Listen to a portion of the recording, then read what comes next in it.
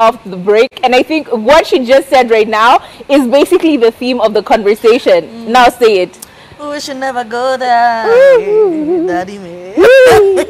You should never go there. And there are some red flags when it comes to the talking stage, because a lot of people assume that simply because you're talking, you shouldn't be picking out too much, you shouldn't be reading into everything. But that's when you need to be reading into everything. Where is his facing? You know, where his hand is here, his mouth is there, where is he? Where is the cough going outside? You know, analyze everything, because this could be the love of your life or a serial killer, and you wouldn't even know if you're not reading through the red flags. It's crazy. Especially, we've just been told by Foina and Shakila to stay away from Kenyan men. My friends, you need to start considering that there is a problem.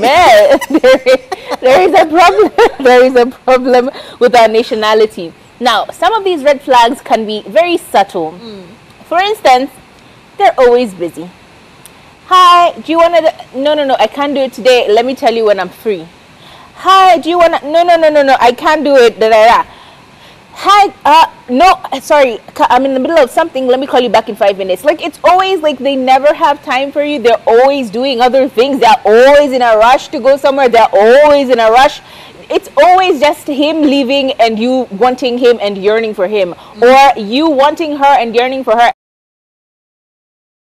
A small little subtle way. I personally think someone who doesn't have time for you and they're always too busy at the beginning of the relation, at talking stage, where they're supposed to be doing the complete opposite, which is love bombing you. Babes, boy child, run away, love. Let me tell you, a talking stage can give you high blood pressure. Gosh, it can just finish you. I mean, you can lose weight because of a talking stage. And another red flag is the inconsistency. Oh my God. One day it feels like heaven. You guys are chatting for hours. You've stayed up till 3 a.m. telling each other, you hung up. No, you hung up. You hung up. I miss you already. You know, 1 minute it is heaven. It feels good. Back-to-back text, una reply hivi ni kama alikuwa anticipate akiwa ametuma yake tun. Alafu anaenda 3 days haja kuongelesha. You ask yourself, my God, am I a potato? Am I a stone, Jehovah, for building other relationships? I mean, it is so inconsistent. And even when you point out the inconsistency, two things are going to happen. Either he's going to fix and say, listen, I've been a bit distracted with work, I've been busy, I've been this, but listen, I hear you, I'm working, I'll work on it, actually. Or they're going to make up an excuse. Oh, my grandmother died. Oh, my father ran away. I can't text you very quickly. That kind of thing. So be on the lookout for inconsistency. Absolutely. Another one is, at the beginning of the conversation in your talking stage, as Turi has just mentioned, it's like pew, pew, pew, pew. Yani, unaweza dhani your phone is now an amber alert, because it says pew, pew, pew, pew, tulun, tulun, tulun, as in messages coming in and going out every 2 seconds. You have used all the gifts that they have been created up until 2023, the year of our Lord. Like, y'all have fire conversations. Hang up, hang up, hang up, hang up. They hang up and then they call you back. Just kidding. Okay, you hang up. You know, it's very silly. It's very playful. However, you find that in some talking stages, it's like, hi. And then they reply, hi. You're okay? I'm okay. Have you eaten? Yes, I have eaten. What have you eaten? Skuma and ugali. Amy have eaten mayai and toast. Perfect. No. Love. Oh, anakutumia ka thumbs up. You know, the conversation is so dry and you've just met this person. That's a huge sign of lack of compatibility. Because obviously, if you guys don't even have rapport, you don't have like vibes going on at the very beginning. There's no banter. There's no back and forth. There's no goofiness, silliness. There is no butterflies in your stomach. Sometimes you just call them to look at them, to stare at them as they're walking. Let me tell you, the kind of nonsense you have done in talking stages is maddening. You look at screenshots that you used to take of your relationships. My God, you sometimes will cringe. It is so embarrassing. My God, did you work out? Yeah, I'm just about to get up, work out, babes. All right, I'm going to. But then you lose a lot of weight also when you're in the talking stage because you're trying to look trim. Ukishaingia kwenye relationship una relax, unabonda mayai 5 asubuhi.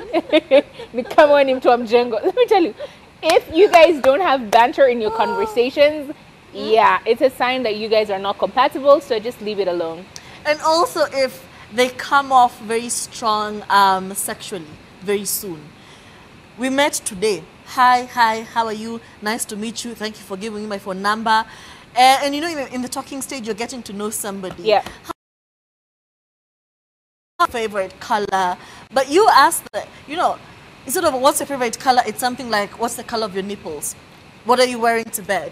What's happening right now? If they come off sexually too quickly, that's a red flag, because somebody who wants to genuinely know you will not be stuck off on what you can do for them sexually. They genuinely want to know you, the kind of person you are, what makes you happy, what, you know, you will know the interest. But it's come on, it's soon.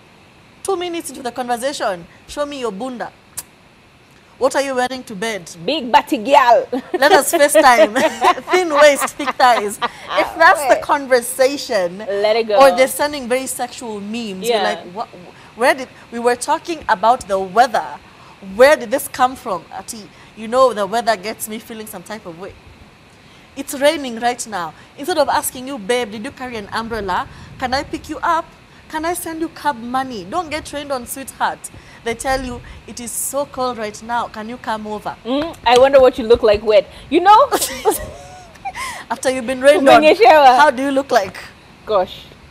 Please, don't date those creatures. Eh? It's a red flag. It's giving wap. Unashindo, wow. Wow.